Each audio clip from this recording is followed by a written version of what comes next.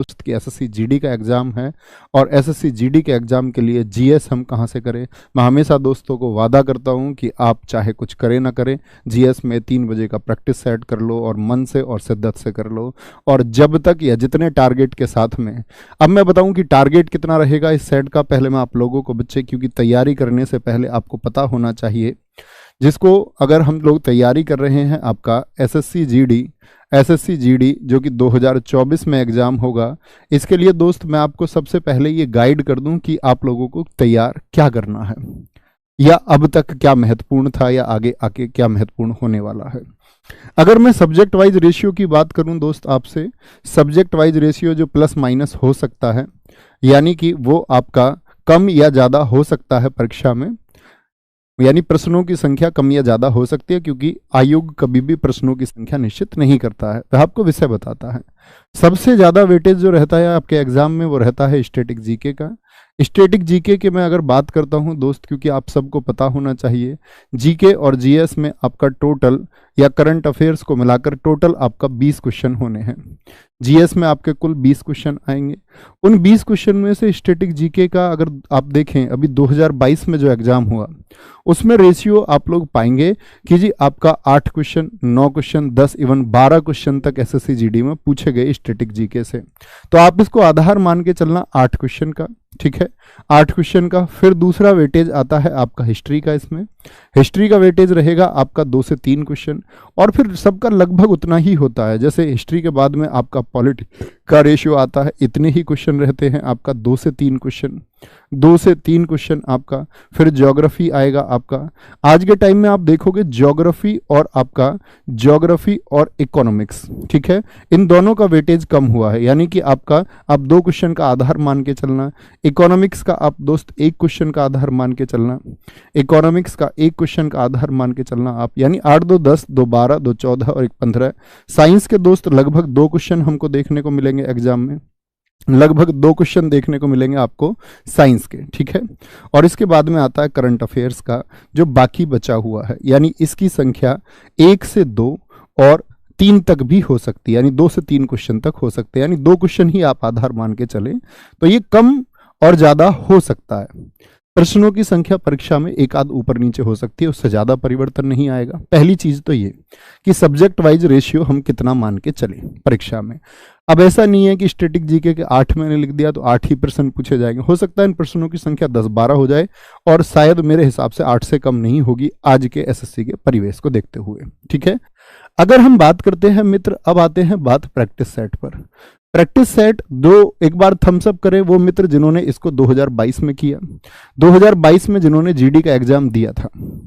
तो मैं आपको एक बात बता दूं दोस्त, अगर जो बच्चा सेलेक्टेड है, यानी जो बच्चा सेलेक्ट होगा उसकी बात हम करेंगे, आप भी इसी उम्मीद से आए होंगे कि आप भी सेलेक्ट होंगे।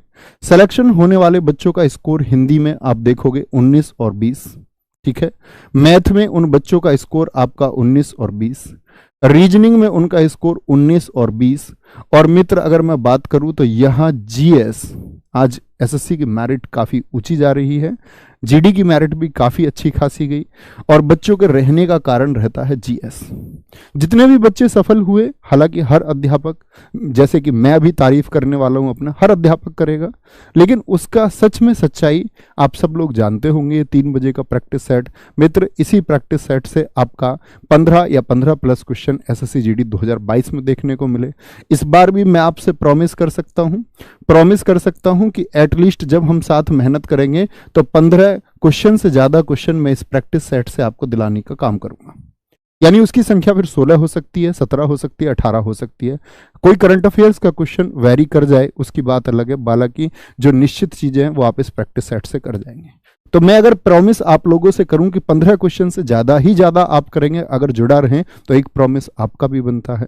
आपका प्रॉमिस क्या है, और एक बार मैं देखना चाहूंगा कमेंट सेक्शन में आप सब लोगों का प्रॉमिस कि आप करेंगे भैया नेक्स्ट सेट जब आप कराओगे तो मेरा पिछला तैयार होगा, नेक्स्ट सेट से पहले पिछले का मैं रिवीजन करके आऊंगा। क्या करना है, नेक्स्ट सेट से पहले पिछले का एक रिवीजन आपको करना होगा।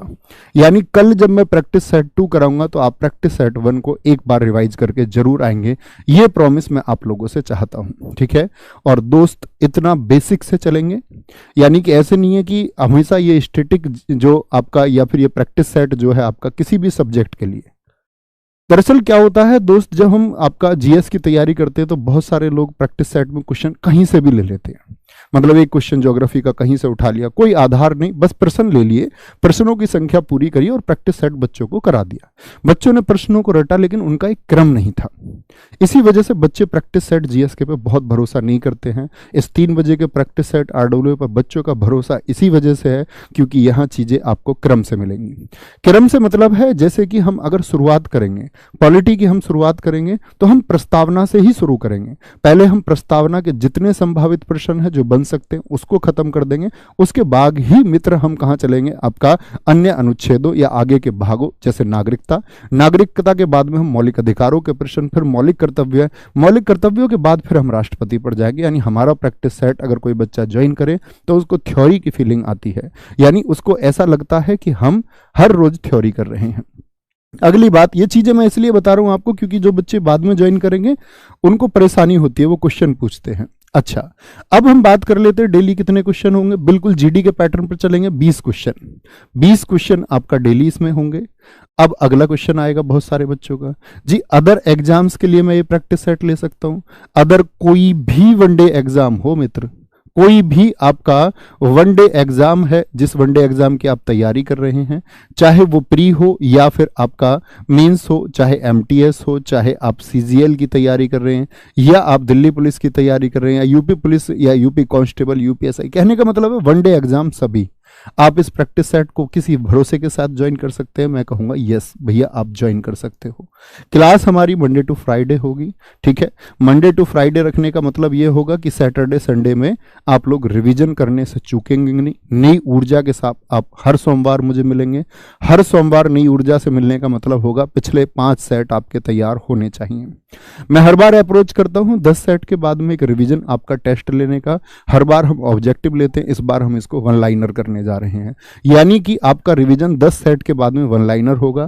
क्वेश्चन आपको लिखा मिलेगा, आपको सीधे उसका आंसर देना है, क्योंकि ऑप्शन देख के हमको कई बार याद आ जाता है, लेकिन वन लाइनर अप्रोच यानी कि आपको उत्तर देना ही होगा यह देखकर कि इसका उत्तर क्या होगा। जो बच्चा शानदार रिवीजन करेगा सिर्फ वही बच्चा उत्तर दे पाएगा, पहली बात, ठीक है। अब बात आती है आपका सबसे महत्वपूर्ण जी नोट्स की। भैया मैं इसके नोट्स कैसे बनाऊं, मैं इसके नोट्स कैसे बनाऊं इस प्रैक्टिस सेट को, क्योंकि अगर आप क्लास